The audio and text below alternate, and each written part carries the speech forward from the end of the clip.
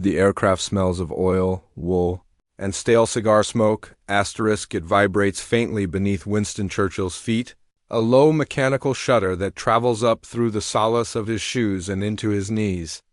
Below him, through breaks in the cloud, Germany appears in torn fragments, fields stitched together by muddy roads. Rivers coiled like dark scars across the land. Asterisk, Churchill grips the armrest as the plane descends. His left hand is swollen, the fingers thick and mottled with age. The right hand clutches a cigar he has not lit. He chews it instead. The way some men chew worry. This is meant to be a triumph. Operation Plunder. The crossing of the Rhine. Britain's moment to remind the world. America that the old lion still knows how to roar. Asterisk, Montgomery's operation is immaculate. Perfectly timed.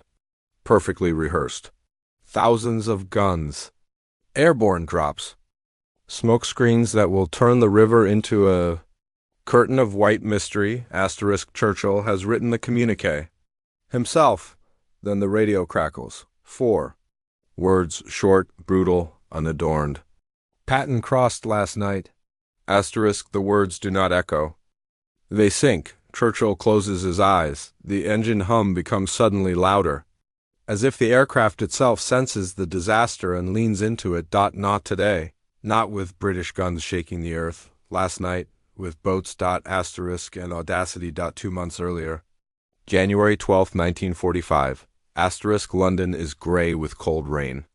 Churchill stands in his office, silk dressing gown wrapped tightly around him, dictating assurances he believes or needs to be true. Asterisk, Operation Plunder, he says aloud, tasting the name, will be the centerpiece of Allied victory.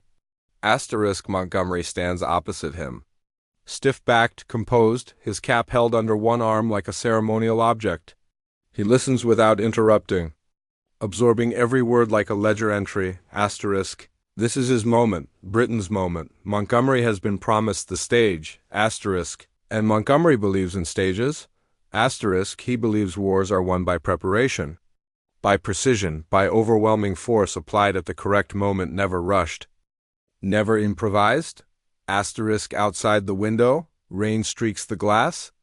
Inside, Churchill signs away something he does not yet realize he cannot give. Asterisk, time. March 22nd, 1945, 10:37 p.m. George Patton is standing in Luxembourg. Helmet pushed back, eyes bright with anticipation. He smells gasoline, damp earth, and cold steel. He picks up the phone.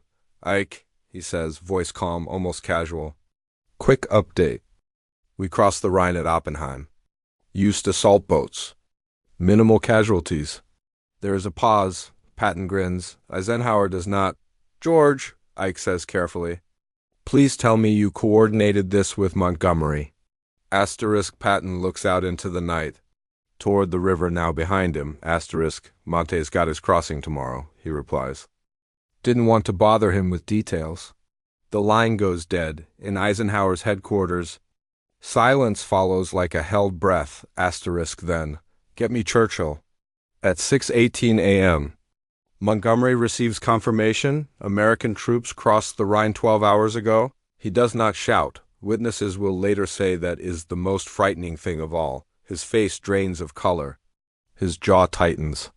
His eyes go cold as if shutters have been drawn. Asterisk, this, he says quietly, is insubordination at the strategic level. Asterisk, a staff officer clears his throat. Mentions the success. The bridgehead. The speed. Montgomery cuts him off. "Success is irrelevant," he says. "Discipline is everything." He drafts the message himself. Every word sharp, asterisk, every sentence a blade. The message reaches Churchill at 9:15 a.m., minutes before landing. He reads it once, twice, asterisk, a third time. Then he looks up at his military secretary. "Ismay," he asks, voice low, "what are the facts?" Asterisk, Patton crossed last night, sir. Casualties under 30. Bridgehead secure.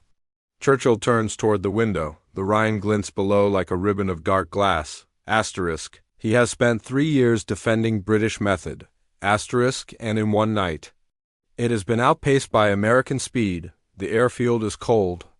Asterisk, Montgomery stands waiting. Immaculate ramrod straight, asterisk Churchill descends the steps slowly, the wind tugging at his coat, asterisk Prime Minister, Montgomery says, saluting. Welcome to witness Operation Plunder.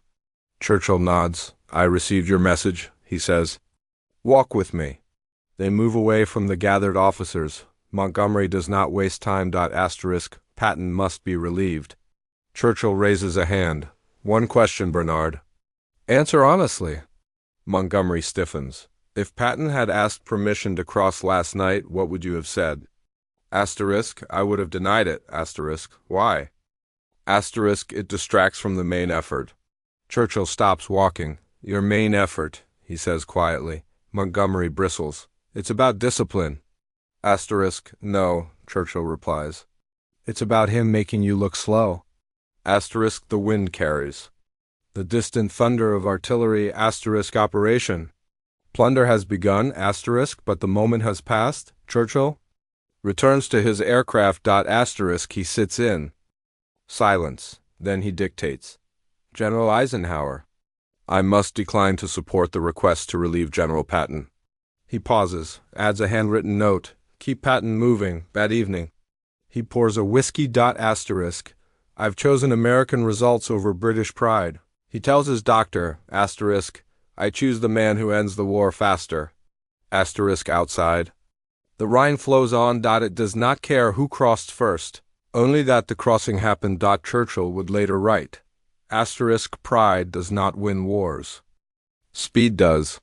Asterisk, and in that quiet admission, Britain surrendered something far larger than precedence. Asterisk, it surrendered the illusion that it still led the future of war. Asterisk if you want.